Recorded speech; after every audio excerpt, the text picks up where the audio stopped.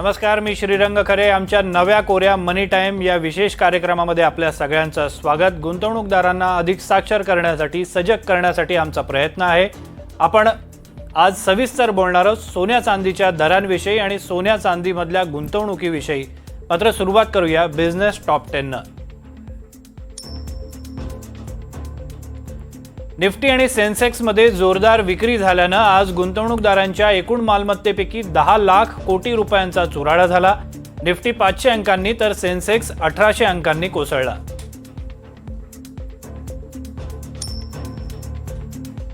Iran आणि Israel यांच्यात मंगळवारपासून सुरू झालेल्या धुमश्चक्रीचा परिणाम शेअर बाजारावर बघायला मिळाला. बँकिंग, आयटी, एफएमसीजी अशा सगळ्याच कंपन्यांच्या शेअर्समध्ये पडझड झालेली पाहायला मिळाली.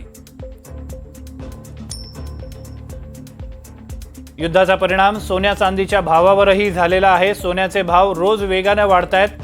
सोन्याचे दर तोळ्यामागे 80,000च्या दिशेने घोडदौड करतायत. गेल्या 4 दिवसांपासून जीएसटी शिवाय सोन्याचा दर 75,000च्या वर आहे. 24 कॅरेट सोन्याचा दर जीएसटी शिवाय 75,762 रुपये प्रति 10 ग्रॅम इतका होता.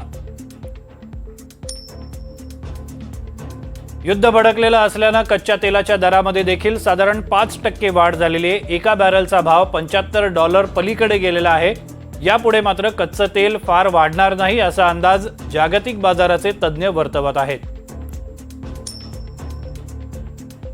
भारतीय बाजारामध्ये पडझडीचं आणखी एक कारण चीनमध्ये देखील दडलेलं आहे. चीन सरकारनं अर्थव्यवस्थेतील मंदी हटवण्यासाठी नव्यानं पैसे ओतायला सुरुवात केली आहे. त्यामुळे मंदावलेल्या परदेशी गुंतवणुकीला देखील नवी उभारी मिळाली. भारतीय शेअर बाजारात गेल्या काही दिवसात झालेला नफा वसूल करून परदेशी गुंतवणूकदार चीनमध्ये पैसे फिरवत असल्याचं बघायला मिळालेलं आहे. रिलायन्सच्या शेअरनं आज घसरण बघायला मिळाली. रिलायन्सचा शेअर आज तब्बल 4% घसरला. त्यामुळे निर्देशांकामधली पडझड आणखी ठळकपणे उठून दिसू लागली. रिलायन्सचे निफ्टी आणि सेन्सेक्समधील वजन सर्वाधिक आहे. त्यामुळे निर्देशांक खाली आणण्यास जबाबदार असलेल्या मुख्य शेअर्समध्ये रिलायन्सचा प्रामुख्याने समावेश होता. देशातील सर्वात मोठी हरित ऊर्जा कंपनी अदानी ग्रीन पॉवर आणि गुगल यांच्यात ऐतिहासिक करार झाला. या कराराअंतर्गत गुजरातमध्ये उभारण्यात आलेल्या 30 गिगावॅट सौर ऊर्जा निर्मिती प्रकल्पातून गुगलच्या क्लाउडच्या डेटा सेंटरसाठी वीज पुरवठा करण्यात येणार आहे. कोणत्याही डेटा सेंटरला मोठ्या प्रमाणात वीज लागते. ही वीज हरित ऊर्जा प्रकल्पातून निर्मित झालेली असल्यास ते डेटा सेंटर देखील हरित डेटा सेंटरच्या यादीत सामील होतं. गुगलनं आपली सगळी डेटा सेंटर हरित ऊर्जेवर चालवण्याचा निर्णय घेतलाय. गुगलच्या या निर्णयाला आता अदानी समूहाची साथ मिळणार आहे. महिंद्रा थार रॉक्सला एसयूव्ही प्रेमींनी जोरदार प्रतिसाद दिलाय. पहिल्याच तासात तब्बल 1,70,000 महिंद्रा थार रॉक्सचं बुकिंग झालंय. नमुरा या परकीय संस्थात्मक गुंतवणूकदार कंपनीनं थार रॉक्समध्ये पहिल्या दिवशी 50,000 गाड्यांचं बुकिंग होईल असा अंदाज वर्तवलेला होता. टाटा मोटर्सनं सप्टेंबर महिन्यात गाड्यांची विक्री घटल्याचं जाहीर केलेलं आहे. त्याचा परिणाम टाटा मोटर्सच्या शेअरवर बघायला मिळाला. टाटा मोटर्सचे शेअर साधारणपणे 4% घसरून बंद झालेले पाहायला मिळाले. आणि सेबीनं आणलेल्या एफएनओ मार्केटवरील निर्बंधांचा परिणाम म्हणून डिस्काउंट ब्रोकरेज कंपन्यांना बसलेला आहे. बाजारात लिस्टेड असलेल्या सगळ्याच ब्रोकरेज कंपन्यांचे शेअर जोरदार आपटलेले पाहायला मिळाले.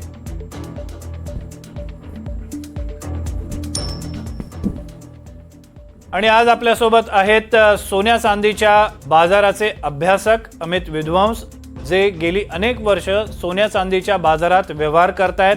ते स्वतः चार्टर्ड अकाउंट देखील आहेत. अमितजी, तुमचं स्वागत आहे. आपण बघतोय की सोन्याचा भाव हा गेल्या 4 दिवसांमध्ये सातत्यानं वाढताना पाहायला मिळतोय. दसरा हा जर टप्पा आपण नजीकच्या डोळ्यासमोर ठेवला तर दसऱ्यापर्यंत सोन्याचे भाव कितपर्यंत पोहोचतील असा तुमचा अंदाज आहे? साधारणपणे 3 ते 4% वाढ होईल असा एक प्राथमिक अंदाज वाटतो. आणि याच्या मागची कारण आपल्याला नेमकी काय साधारण वाटतात? 80 हजारापर्यंत सोन्याचा भाव जाऊ शकेल असा एक अंदाज वाटतोय. आत्ताच जी काही मुवमेंट बघायला मिळाली आहे त्यानुसार. त्याच्यापेक्षा जास्त आत्ता नाही सांगता येऊ शकणार. बरं, हे सगळे ठोकताळे असतात, हे काही तसेच होतात असंही नाही. त्यामुळे पण सध्याची जी परिस्थिती आपण पाहतोय आणि गेल्या 3-4 दिवसातला जो ट्रेंड बघतोय, खास करून आंतरराष्ट्रीय पातळीवर ज्या घडामोडी सुरू आहेत त्या लक्षात घेता काय साधारणपणे अंदाज वाटतोय, सोन्या चांदीचे हे भाव अशाच पद्धतीनं वाढते राहतील का त्याच्यामध्ये आपल्याला नजीकच्या काळामध्ये घसरण देखील पाहायला मिळू शकते? प्रत्येक गोष्टीचा काहीतरी परिणाम सोन्यावर होणारच आहे. कारण आपण जर थोडा खोलात जाऊन विचार केला तर कुठलीही देशाची करन्सी ही फियाट करन्सी म्हणतो आपण. बऱ्याच ठिकाणी आपण सोनं हे बॅकिंग धरलं जातं कुठल्याही करन्सीला. किंवा आपण जर इन्फ्लेशनचा, महागाईचा विचार केला तर त्याच्यामध्ये असं बघा की 1980-82च्या दरम्यान समजा 100 रुपये 10 ग्रॅम मागे भाव असेल तर तो आता साधारण 78,000 आपण बघतोय.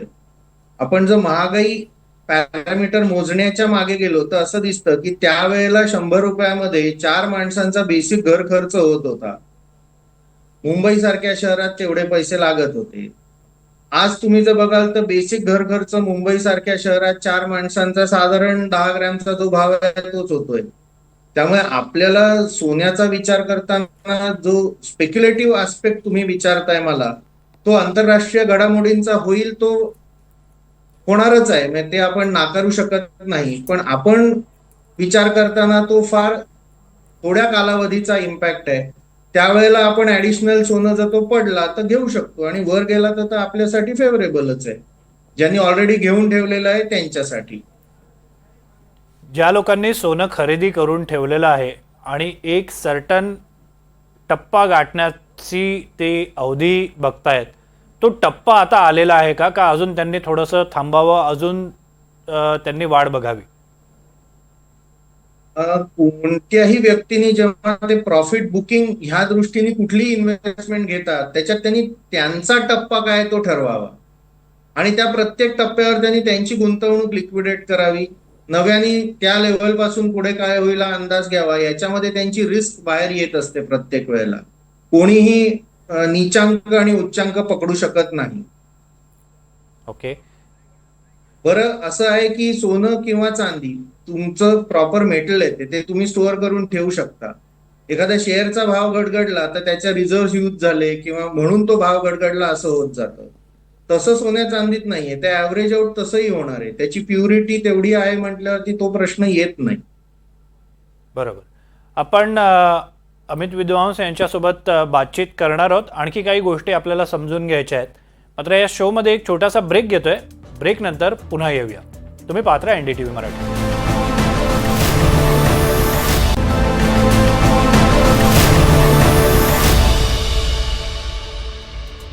ब्रेक नंतर आपलं पुन्हा एकदा स्वागत. आपण बातचीत करतोय सोन्याच्या भावासंदर्भात आणि अमित विद्वांस आपल्यासोबत आहेत. अमितजी, पुढचा प्रश्न असा आहे की सोन्याचा भाव आजचा खास करून लक्षात घेता की जो खूप जास्त एका मोठ्या पातळीपर्यंत पोहोचलेला आहे, तर ज्यांना आजपासून गुंतवणूक करायची आहे त्यांनी ती करावी का?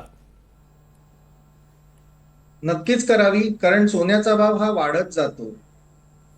आपल्या महागाईच्या नुसार तो भाव वाढलेला आपण कायम बघत असतो. इथून पुढे 1 लाख सोन्याचा भाव होऊ शकेल असंही लोक म्हणतायत. आता ते 2 वर्ष लागतील, 3 वर्ष लागतील, आपल्याला आत्ता सांगता येणं कठीण आहे. ह्याचा दुसरा एक फॅक्टर असाही येतो की सरकार आपल्या इकॉनॉमीमध्ये किती करन्सी सर्क्युलेशन मध्ये ठेवते त्याचा सुद्धा एक महत्वाचा इम्पॅक्ट सोन्याच्या भावावर होत असतो. चांदीच्या भावावर होतो पण तो इतका नाही होताना दिसत. मुख्य सोन्याच्या भावावर होतो. कारण सोन्याला हेज अगेन्स्ट करन्सी म्हणून कुठलाही देश वापरत असतो. त्याच्यामुळे आपण कुठेही गुंतवणूक करताना वाढ किती होते मध्ये सोन्याची भाव नकळतपणे होत जाणार असते आणि तुम्हाला ते इन्फ्लेशन रेट बरोबर ठेवायला मदत करते. त्याच्यामुळे सोन्याचा भाव आज एवढा आहे, उद्या एवढा होईल या भीतीने घेऊ नये, पण जाणीवपूर्वक नक्कीच घ्यावं की सोनं हे करन्सीच्या अगेन्स्ट हेज म्हणून वापरता येऊ शकतं. बरं, त्याच्यामध्ये शॉर्ट टर्म स्पेक्युलेशन अँगलनी कधीही उतरू नये. दुसरा एक मुद्दा असा आहे, लोक सोनं म्हणजे दागिना म्हणून बघतात. मी बोलताना त्याच्याकडे दागिना म्हणून बघत नाहीये. कारण आपण जेव्हा गुंतवणूक करतो ती परताव्यासाठी करतो. मग तुमचं 24 कॅरेट प्युअर बुलियन असेल तर ती गुंतवणूक म्हणणं बरोबर आहे. बरोबर आहे. तुम्ही आम्ही दागिने जी जेव्हा- थोडंसं तुम्हाला थांबवतोय कारण पुन्हा एक छोटासा ब्रेक घेणार आहोत. ब्रेक नंतर आपल्यासोबतची ही चर्चा यापुढेही चालू ठेवणार आहोत. पाहत राहा NDTV मराठी.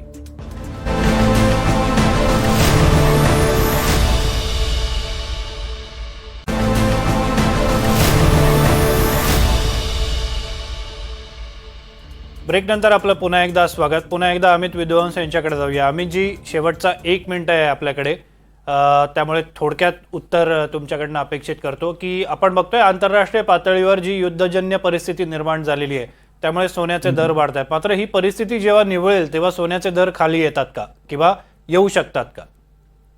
नाही, त्याच्यानंतर कुठल्या देशावरती काय परिणाम, निर्बंध काय लागलेले असतील ह्याच्यावरती त्याचा फरक पडेल आणि तेव्हा त्यानुसार ठरेल सोन्याचा भाव काय असेल ते. असं आत्ता सांगणं योग्य होणार नाही काही, किंवा सांगता येणार नाही. पण आत्ताची जी परिस्थिती चालू आहे, खास करून इस्रायलने जे युद्ध पुकारलेलं आहे, त्याच्या आधी रशिया आणि युक्रेन यांच्यात युद्ध सुरू झालेलं आहे, ते अजूनही चालू आहे. 2 ठिकाणी कॉन्फ्लिक्ट सुरू झालेले आहेत आणि परिस्थिती जी आहे ती अजूनही दोलायमान स्थितीमधली आहे की याच्यावर तोडगा निघेल की नाही. पण अशाच पद्धतीनं जर हे पुढे चालत राहिलं तर मग अंदाज काय आहे? काय आता आपण पैसे म्हणजे करन्सीमध्ये पेमेंट्स करतोय. आज ब्रिक नेशन्सनी, मी असं ऐकतोय की गोल्डमध्ये पण पेमेंट करता येईल असं सुरू करायचं ठरवतायत.